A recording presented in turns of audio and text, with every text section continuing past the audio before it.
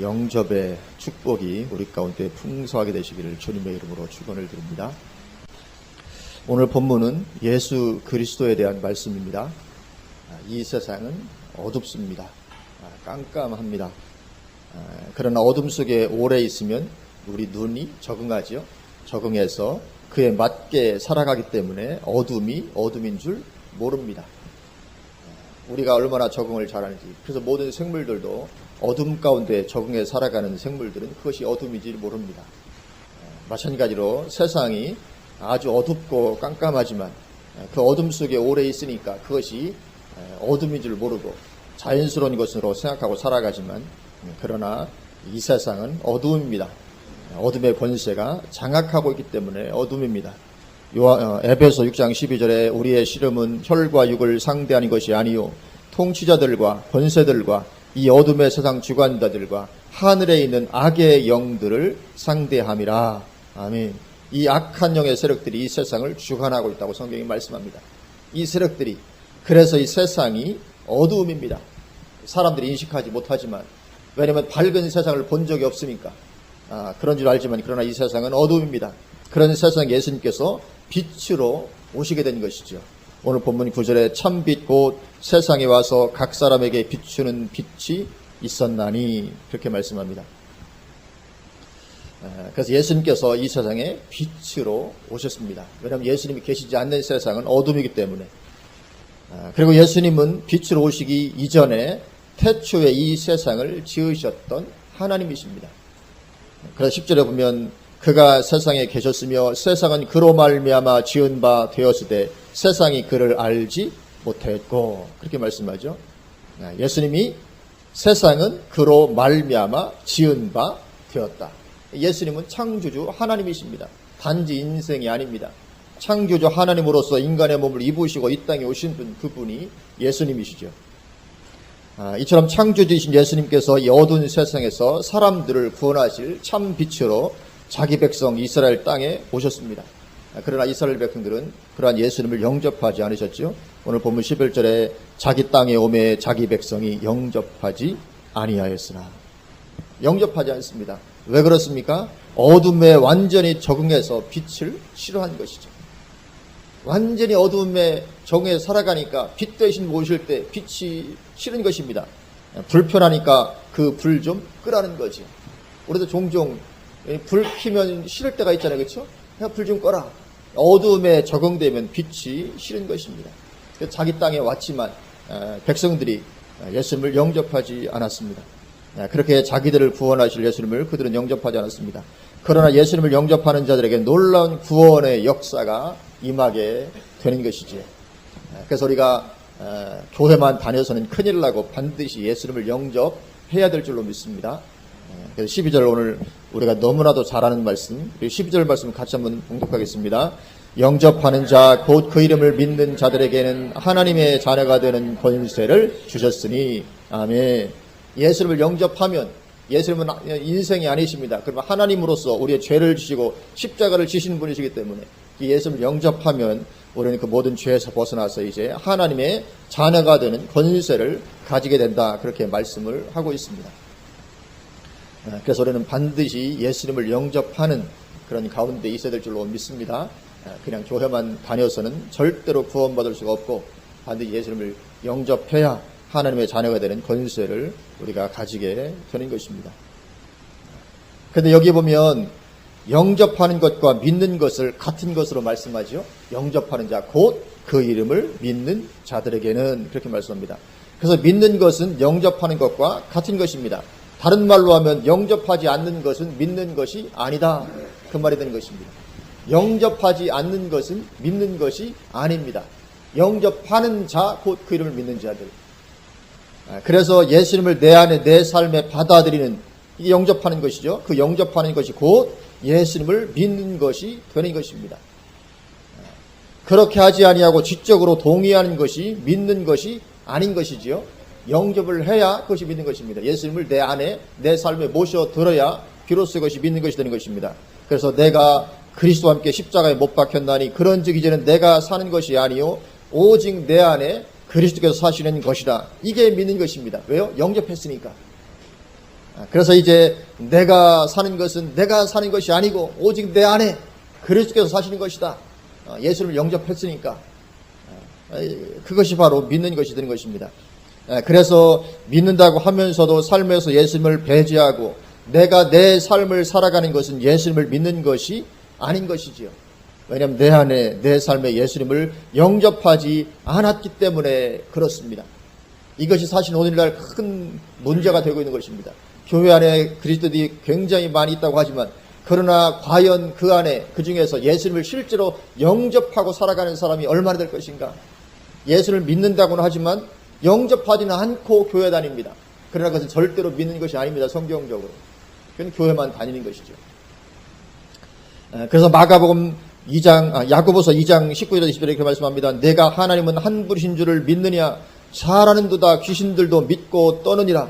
헛하는 사람아 행함이 없는 믿음이 헛것인 줄을 알고자 하느냐? 그렇게 말씀합니다. 헛믿음이라는 것입니다. 헛믿음. 하나님 한 분이신 줄을 믿는 것 그 자체로 믿음이 아니라는 것입니다. 그거 믿는 그것이 참된 믿음이 되려면 예수님을 내 삶 가운데 영접해서 그래서 예수님으로 하여금 내 삶을 살아가도록 예수님과 동행하는 삶, 하나님이 내 안에 사시는 삶. 그래서 헛하는 사람은 행함이 없는 믿음이 헛것인 줄을 알지 못하는 것. 영접하지 않으면 행함으로 나타나질 수가 없죠.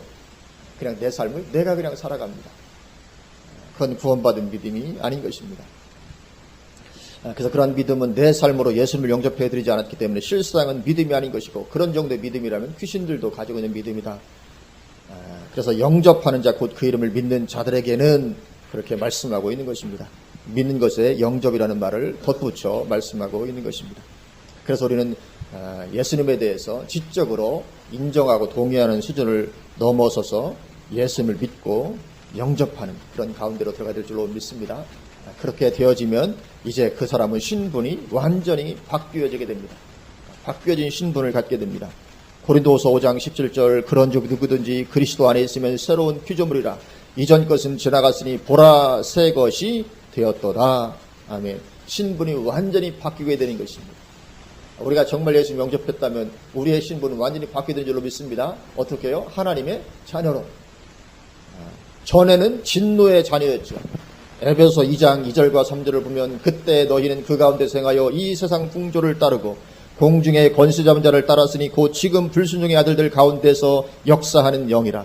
저는 우리도 다 그 가운데서 우리 육체의 욕심을 따라 지내며 육체와 마음에 원하는 것을 하여 다른 이들과 같이 본질상 진노의 자녀였더니 예수님 믿기 전에 본질상 진노의 자녀였다고요. 어떤 사람이요?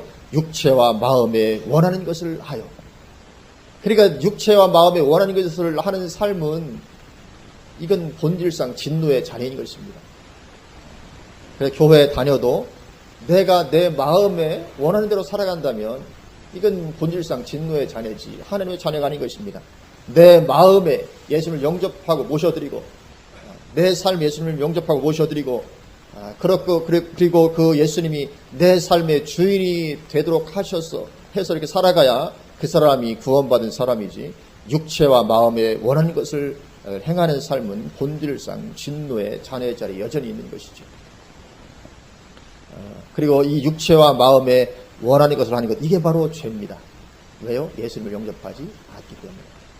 육체와 마음에 원하는 것을 하는 삶 이게 바로 죄의 본질인 것이죠. 그게 바로 죄입니다.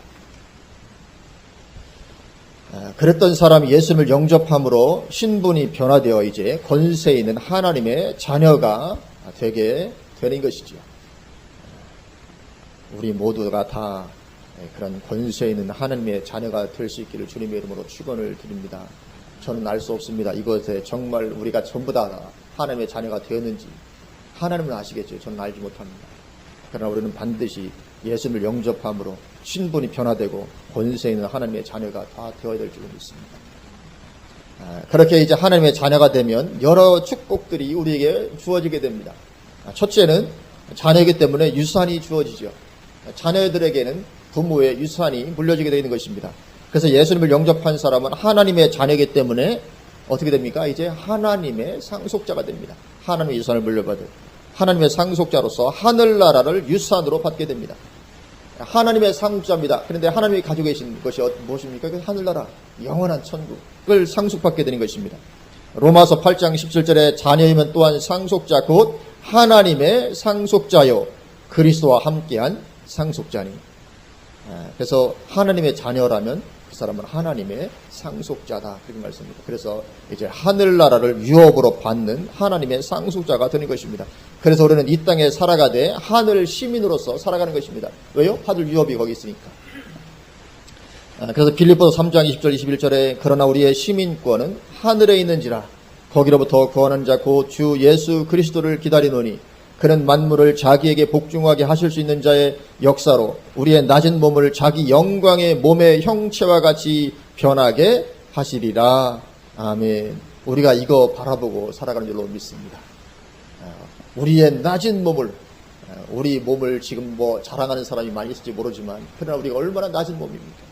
이 낮은 몸을 그리스도의 영광의 몸의 형체와 같이 변하게 하신다고요. 얼마나 영광스러운 가운데 우리가 변화될 이런 영광스러운 미래가 우리를 기다리고 있는 것입니다. 그래서 우리의 시민권은 하늘에 있다. 우리 소속이 하늘입니다. 이 땅이 소속이 아니고 우리 소속은 하늘인 것이죠. 누가요? 예수님을 정말로 영접하고 하나님의 자녀가 된 사람들. 소속이 하늘인 것입니다. 이 영광스러운 미래. 그래서 고린도후서 5장 1절에도 만일 땅에 있는 우리의 장막집이 무너지면 하나님께서 지으신 집 곧 손으로 지은 것이 아니요 하늘에 있는 영원한 집이 우리에게 있는 줄 아느니라. 아멘. 우리의 장막집, 우리 육체를 말합니다. 우리의 장막집이 자꾸 나이가 들고서 이렇게 무너지면 우리는 기뻐할 수 있습니다. 왜요?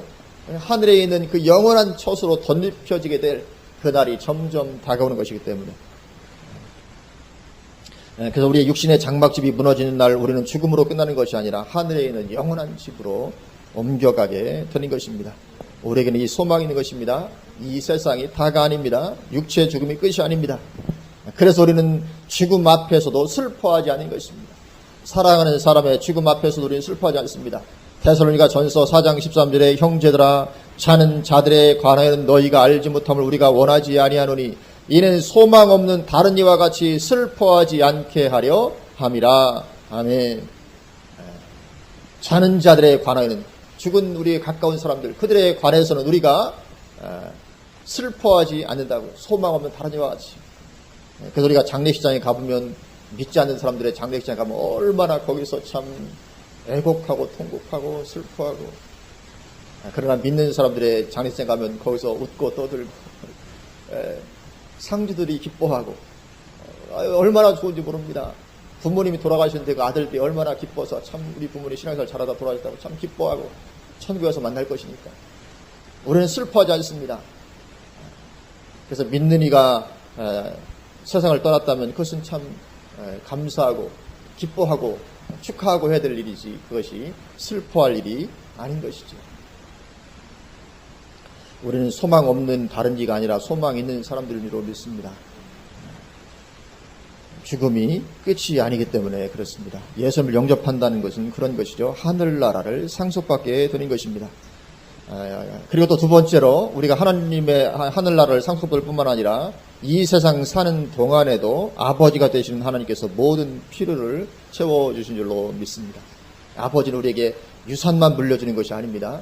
이 세상에서 내박쳤다 그냥 유산만 물려주는 것이 아버지가 아니고 유산을 물려줄 뿐만 아니라 살아가는 동안에도 아버지로서 모든 필요를 채우시고 공급해 주시는 하나님이 되시는 것입니다. 마태복음 7장 9절에서 11절에 너희 중에 누가 아들이 떡을 달라 하는데 돌을 주며 생선을 달라 하는데 뱀을 줄 사람이 있겠느냐. 너희가 악한 자라도 좋은 것으로 자식에게 줄 줄 알거든 하물며 하늘에 계신 너희 아버지께서 구하는 자에게 좋은 것으로 주시지 않겠느냐. 아멘. 좋은 것으로 주시는 하나님 줄로 믿습니다. 왜요? 아버지가 되시니까. 너희 중에 누가 아들이 떡을 달라 하는데 돌을 줍니다. 좀 웃기잖아요. 그렇죠? 저는 이 부분 보면 그 김용희 선교사님이 아주 적나라하게 표현을 해가지고 참 그 즐거움이 있는. 아들이 떡을 달라 하는데 얘나 돌이나 먹어라 돌을 주고. 아들이 생선을 달라 하는데 뱀이 없이 던져주고. 이럴 아버지가 어딨냐는 거죠. 악한 자라도 자식에게는 좋은 거 줄 줄 아는데 하물며 하늘에 계신 너희 아버지, 하나님 너희 아버지. 왜냐면 우리가 예수를 영접했으니까 영접하면 하나님의 자녀가 된다고 했잖아요. 우리의 아버지가 되시는데 그분께서 얼마든지 좋은 것으로 주시지 않겠냐는 거죠. 물론 구해야 주시죠. 너희에게 계신, 하늘에 계신 너희 아버지께서 구하는 자에게 좋은 것으로 주시지 않겠느냐. 하나님의 자녀가 됐으니까 가만히 있어도 다 주시겠지. 그렇지 않다는 것입니다. 기도해야 주신다는 것입니다. 하나님의 자녀인 것은 맞지만, 하나님께 필요를 채워주는 것은 맞지만, 그래도 너희는 내게 구하여야 할지니라. 구하는 자에게 좋은 것을 주신다. 하나님은 우리가 구해야 주시, 그것도 절실하게 구해야 주십니다. 절실하게. 대강 구하는 것이 아니라 정말 절실하게 구해야 주십니다. 누가복음 11장 5절에서 10절에 또 이르시되 너희 중에 누가 벗이 있는데 밤중에 그에게 가서 말하기를 벗이여 떡 세 덩이를 내게 구워달라. 내 벗이 여행 중에 내게 왔으나 내가 먹일 것이 없노라 하면 그가 안에서 대답하여 이르되 나를 괴롭게 하지 말라. 문이 이미 닫혔고 아이들이 나와 함께 침실에 누웠으니 일어나 내게 줄 수가 없노라 하겠느냐. 내가 너희에게 말하노니 비록 벗됨으로 인하여서는 일어나서 주지 아니할지라도 그 간청함을 인하여 일어나 그 요구대로 주리라. 무엇 때문에요? 그 간청함을 인하여. 지금 기도의 자세를 말씀해주고 계시는 것이거든요. 기도와 응답의 관계를 말하면서 지금 이 비유를 말씀하십니다. 벗됨으로 인하여 주지 않을지라도 그 간청함을 인하여 주리라. 그래서 우리가 응답받기 위해서는 하나님께서 우리의 필요를 채워주시는데 체험받기 위해서는 이런 간청하는 기도가 필요하다는 것입니다. 내가 또 너희에게 이르노니 구하라 그리하면 너희에게 주실 것이요 찾으라 그러면 찾아낼 것이요 문을 두드리라 그리하면 너희에게 열릴 것이니 구하는 이마다 받을 것이요 찾는 이가 찾아낼 것이요 두드리는 이에게는 열릴 것이니라. 아멘. 기도하라는 것이죠. 그렇게 간청하라는 것입니다. 이 간청하는 기도, 응답받는 기도의 한 요소가 되게 되는 것이죠. 그래서 우리가 하나님의 자녀가 되면 천국을 상속받게 되고 그럴 뿐만 아니라 우리가 이 세상 살아가는 동안에도 우리의 기도함으로 말미암아 우리의 필요를 채우시고 도와주시는 하나님의 도우심을 우리가 누리게 되는 것인 줄로 믿습니다. 그리고 세 번째로는 또 예수를 영접한 하나님의 자녀에게는 그 소유가 땅 끝까지 이르는 축복을 받게 됩니다. 시편 2편 7절에서 9절에 내가 여호와의 명령을 전하노라. 여호와께서 내게 이르시되 너는 내 아들이라. 오늘 내가 너를 낳았도다. 내게 구하라. 내가 이방 나라를 내 유업으로 주리니 내 소유가 땅 끝까지 이르리로다. 내가 철장으로 그들을 깨뜨리며 질그릇같이 부수리라 하시도다. 아멘. 물론 이 시편 2편 예수님에 대한 예언입니다. 예수님에 대한 예언이죠. 온 열방 땅 끝까지 내 소유가 될 것이다. 그러나 예수님께서 이것을 어떻게 성취하십니까? 우리를 통해서 하시는 것입니다. 우리를 통해서. 그렇기 때문에 이 말씀은 그대로 우리에게 주시는 말씀이기도 한 것입니다. 그래서 이 말씀은 우리에게 하신 말씀이죠. 내게 구하라. 내가 이방 나라를 내 유업으로 주리니 내 소유가 땅 끝까지 이르리로다. 아멘. 내가 철장으로 그들을 깨뜨리며 질그릇같이 부수리로다. 우리가 그렇게 철장으로 그들을 깨뜨릴 거라고요. 누구를요? 이방 나라들을, 이방 족속들을. 우리가 어떻게 철장으로 그들을 깨뜨릴 수 있을까요? 왜냐하면 예수님께서 함께 해주심으로 그렇게 할 수 있는 것이죠. 우리가 무슨 능력이 있어서가 아니고 예수님과 함께 하심으로. 그래서 마태복음 28장 18절 19절에 이렇게 말씀합니다. 예수께서 나와 말씀하여 이르시되 하늘과 땅의 모든 권세를 내게 주셨으니, 예수님께서는 하늘과 땅의 모든 권세가 있죠. 주셨으니 그러므로 너희는 가서 모든 민족을 제자로 삼아 아버지와 아들과 성령의 이름으로 침례를 베풀고 내가 너희에게 분부한 모든 것을 가르쳐 지키게 하라. 볼지어다 내가 세상 끝날까지 너희와 항상 함께 있으리라 하시니라. 아멘. 모든 민족을 말씀하시면서 내가 세상 끝날까지 너희와 항상 함께 있다고 말씀합니다. 누가요? 하늘과 땅의 모든 권세를 가지신 분께서 세상 끝날까지 우리와 함께 계셔서 그 모든 이방 민족을 취하게 하실 거라고 말씀하고 있습니다. 그래서 하늘과 땅의 모든 권세를 가지신 예수님께서 세상 끝날까지 함께 해주시기 때문에 우리에게 그런 권세가 있는 것이죠. 물론 원래 권세는 주님께서 가진 것이지만 그러나 그 권세가 주님께서 함께 하심으로 우리가 그 권세를 갖고 있는 것과 똑같은 그런 결과가 맺어지게 되는 것입니다. 그래서 이 권세를 사용해서 땅 끝까지 이방 나라를 유업으로 우리가 취하게 되는 것인데, 그것도 역시 무엇으로 된다고요? 기도로 말미암아 되어진다고 말씀합니다. 기도로 말미암아. 그 뭐라고 말씀하냐면 내게 구하라. 내가 이방 나라를 내 유업으로 주리니 내 소유가 땅 끝까지 이르리로다. 그렇게 말씀합니다. 구하라는 것이죠. 우리가 이 세상에서 하나님의 어떤 도우심과 필요의 체험을 얻는데도 기도가, 그래도 특별히 간청하는 기도가 필수겠는데, 이방 나라를 유업으로 얻고 소유가 땅끝까지 이르게 되는 거기에도 역시 기도함으로 말미암아 그것이 이루어지는 것을 말씀을 하고 계십니다. 내게 구하라. 기도로 되는 것인 줄로 믿습니다. 그래서 기도하지 않으면 아무것도 주님께 얻을 게 없습니다. 이방 나라도 얻을 수 없고 소유가 땅끝까지 될 수도 없고 우리의 삶에서 하나님의 도우심 경험할 수도 없습니다.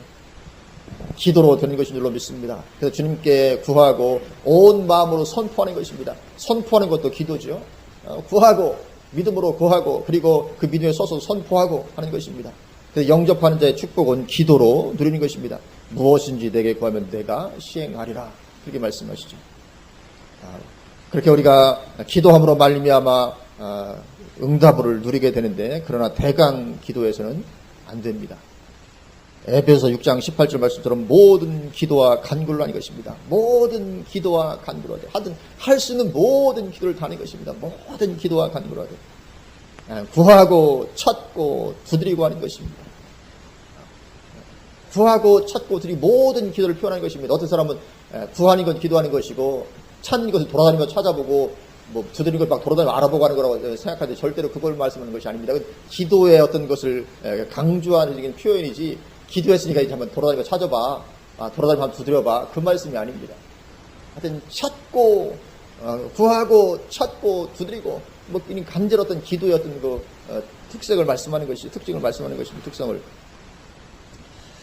그래서 이 불의한 재판장을 찾아갔던 과부처럼 끈질기게 간청하는 기도를 드리는 것이 요구가 되는 것입니다. 누가복음 18장 1절에서 8절에 예수께서 그들에게 항상 기도하고 낙심하지 말아야 할 것을 비유로 말씀합니다. 낙심하지 않으려면 항상 기도해야 됩니다. 항상 기도 안 하면 낙심하게 됩니다.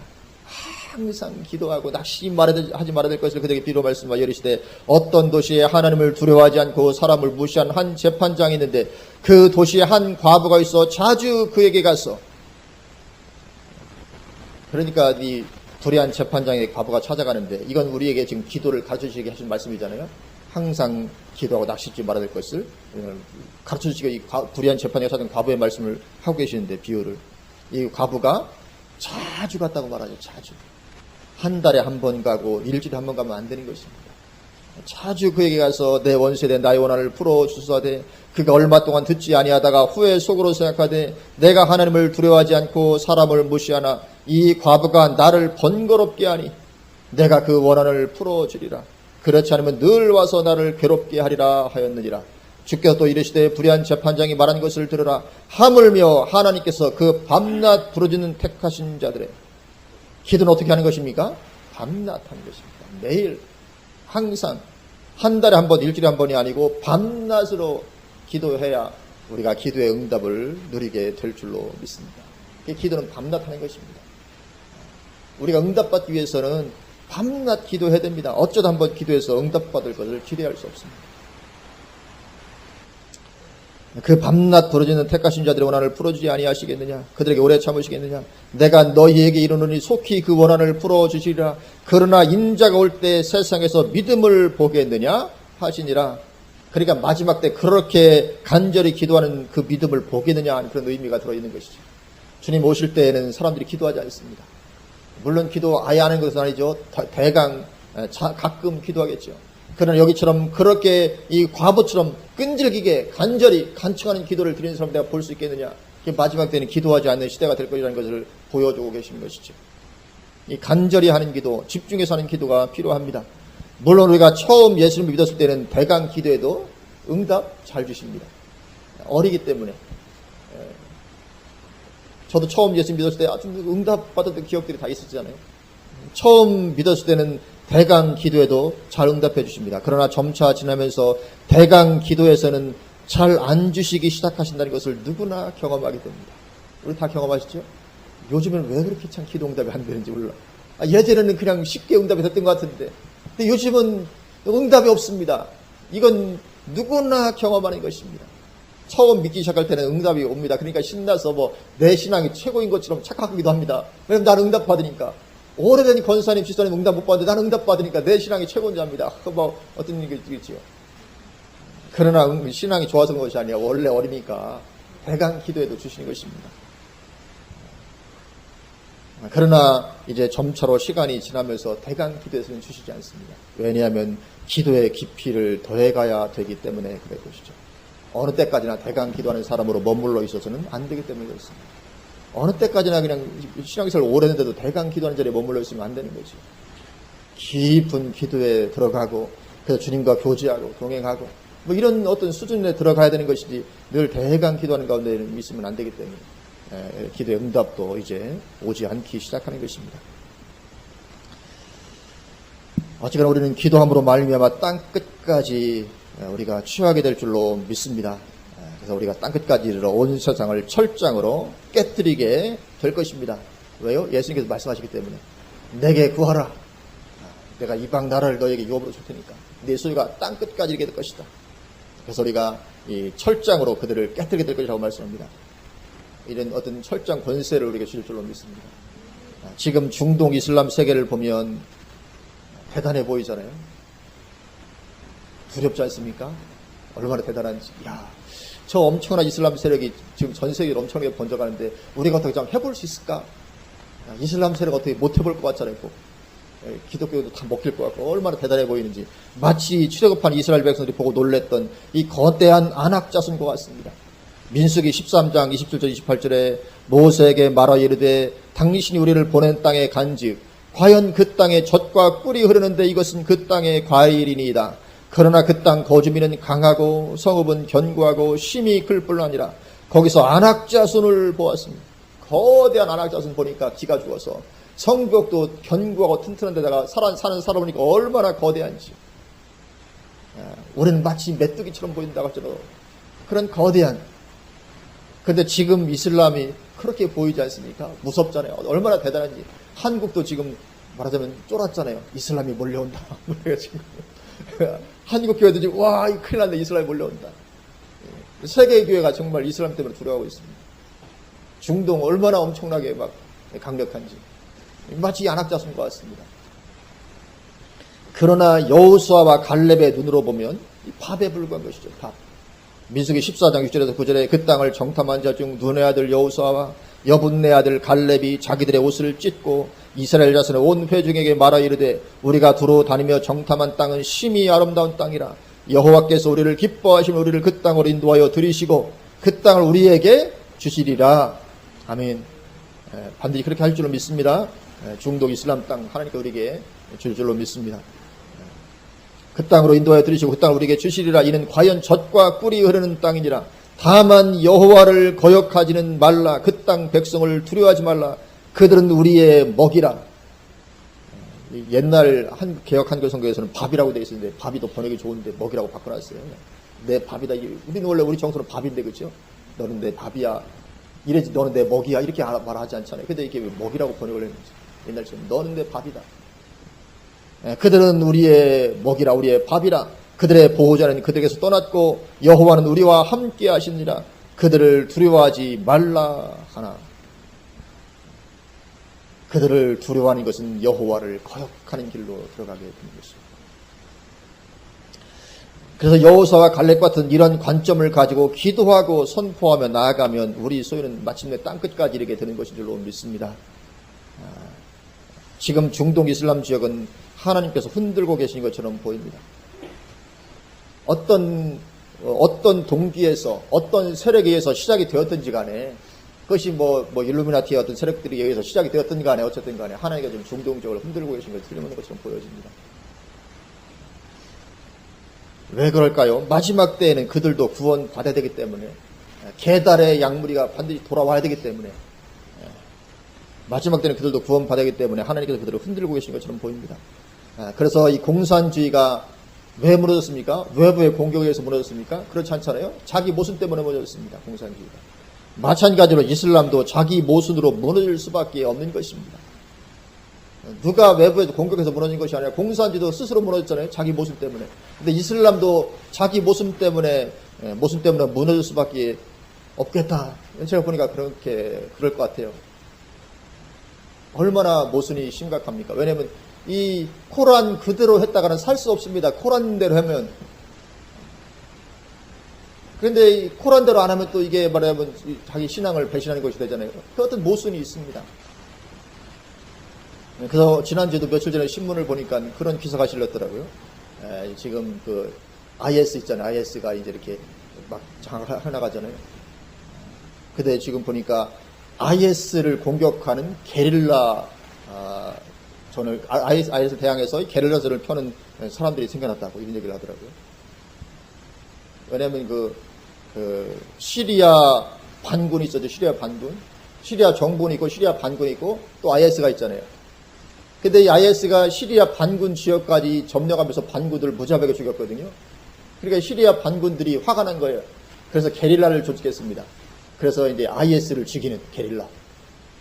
이거 게릴라식이 아니면 IS를 이길 수 없습니다. 미국처럼 뭐 그렇게 뭐 미사일만 쏴가지고 이거 가능하지 않거든요. 애들 막 퍼져서 막 민간인 사람이 다니니까. 그러니까 그 IS를 죽이는 게릴라 부대가 이렇게 만들어져가지고 뭐 지난주에 보니까 300명을 죽였다. IS 대원들을 뭐 이런 기사가 실렸더라고요. 자기들끼리 싸우는 것입니다. 자기들끼리. 자기 모순인이죠. 그래서 우리가 믿음으로 기도하고 선포하며 나가면 우리 소유는 땅끝까지 이르게 될 것인 줄로 믿습니다. 문제는 우리 속에서 먼저 움츠러드는 것이 문제죠. 예전에 아프간에서 2명 순교하니까 한국교회가 얼마나 움츠러들었는지 모릅니다. 마치 가나안 정탐에 움츠러들었던 이스라엘 백성들과 똑같이 그렇게 반응했습니다. 너무 위험하니까 복음을 전하러 가지 말라는 것이었죠. 너무 위험하니까 복음을 전하러 가지 마라. 누가요? 교계에서 어른들이. 그렇게 된 것입니다. 마치 열 정탐구와 똑같이 반응하고 말았던 것입니다.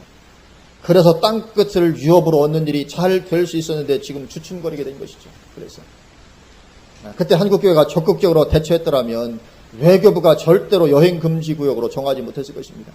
한국교회가 나서서 그렇게 막 위험한데 왜 가냐 이렇게 하니까 정부에서 얼마나 담대함을 얻어서 외교부가 여행 금지 구역으로 정해놔서 지금도 못 들어가지 않습니까? 아프가니스탄, 이라크 못 들어가잖아요.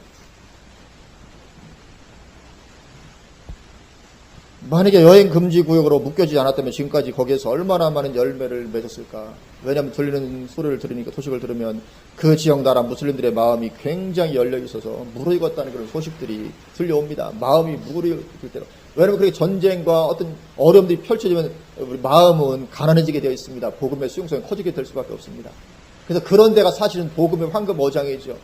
아주 이게 안정된 지역은 복음 전하기가 정말 불가능합니다. 안정된 시스템이 딱 갖추어지면. 그러니까 중앙아시아도 처음에 러시아에서 독립했을 때 복음의 황금 어장이었잖아요. 얼마나 그때 중앙아시아에서 그러니까 그때 마침 그때 말하자면 그때가 막 이제 확장기였거든요. 중앙아시아가 이제 독립했을 때. 그래서 그때 중앙아시아 가서 큰 열매를 많이 맺었습니다. 일곱사에서 예를 들면 성사들 같은 거. 그런 분들이 굉장히 그뿐만 아니라 우리 그때는 이제 침례교 선구부에서 중앙아시아에 집중했었거든요. 그래서 큰 교회들 뭐 카자흐스탄 가서도 막 몇천 교씩 보이는데 엄청난 게 복음의 수용이 컸습니다. 그런데 이제 독립해서 이제 어지럽던 어수선했던 시간이 지나고 지금 이제 시스템이 딱 갖춰지니까 다 쫓겨나고 지금 복음 전이 정말 어려운 것이 됐잖아요. 사실은 그 아프간 같은 경우도 그때가 사실은 혼란스럽게 지금이 가장 복음 전하기 황금 시기, 출세의 시기인데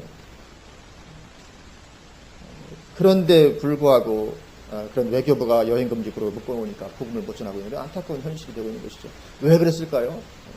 마치 그 이스라엘 백성들이 가나안 땅에 대해서 이 메뚜기처럼 반응한 것과 똑같이 한국 교회가 반응했기 때문에 그렇게 지금 묶여있고 들어가지 못하는 이런 참 현실이 된 것이죠. 출세 시기는 한 번 지나가면 출세 시기는 지나가는 것이지 계속 연장되는 것이 아닙니다. 들판에 농작물들이 휘어져 출소하게 되었는데 그 출소 시기를 놓쳐버리면 어떻게 되겠습니까? 농사 지어본 사람은 다 알지요. 출소 시기가 계속 그대로 유지됩니까? 절대 그렇지 않습니다. 출소의 시기는 계속 기다려주지 않습니다. 다 망치게 되는 것입니다. 설이 한번 내리면 다 망치게 되는 것입니다. 그리고 곡식들은 나달이 우수수 떨어져 나가서 수확량이 확 줄어드는 것입니다.